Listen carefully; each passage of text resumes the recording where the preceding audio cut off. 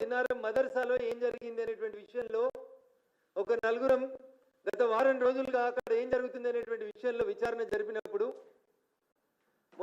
మొత్తం తెలంగాణ కాదు దేశం మొత్తం ఆశ్చర్యపోల్సినటువంటి విషయాలు ఉన్నాయి. అక్కడ ఆ మదర్సాలో 70 మంది విద్యార్థులు చదువుకుంటున్నారు. జిన్నారం దగ్గర ఘర్షణ కారణమైనటువంటి మదర్సాలో 70 మంది విద్యార్థులు చదువుకుంటున్నారు. ఎక్కడోళ్ళు?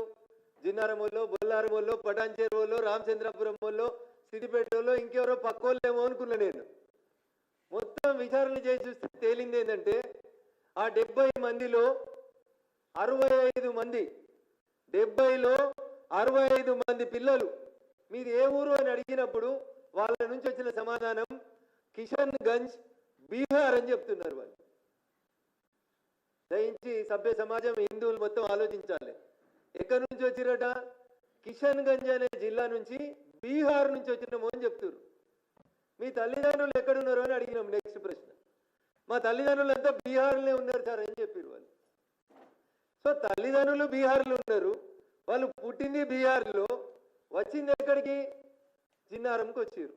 పోనీ జిన్నారం మీద పెద్ద హైటెక్ సిటీ, అదేదో పెద్ద మున్సిపాలిటీ సర్వాంగ సుందరంగా ఉంది, వీళ్ళు వచ్చిరు ఆడేదో చేస్తున్నారు, అదేదో కాస్మోపాలిటన్ సిటీ అంటే కాదు, చిన్న మండల కేంద్రం. ప్రశాంతంగా ఉన్న ఒక మండల కేంద్రానికి ఒక మదర్సాను తెచ్చిపెట్టిరు. బీహార్కి వెళ్ళి పిల్లలు అని చెప్తున్నారు. మాకు అనుమానం ఉంది అది కిషన్ గంజ్ కాదు, బీహార్ కాదు. Kishanganj is adjacent to Bangladesh. బంగ్లాదేశ్కి కిషన్ గంజ్కి మధ్యలో బార్డర్ ఉంటుంది, గీత.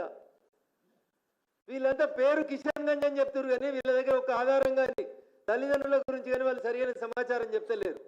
బహుశా ఈ మదర్సాలో ఉన్న 65 మంది కూడా బంగ్లాదేశ్ నుంచి వచ్చి జిన్నారంలో శిక్షణ పొందుతున్నట్టు నాకు అనుమానంగా ఉంది.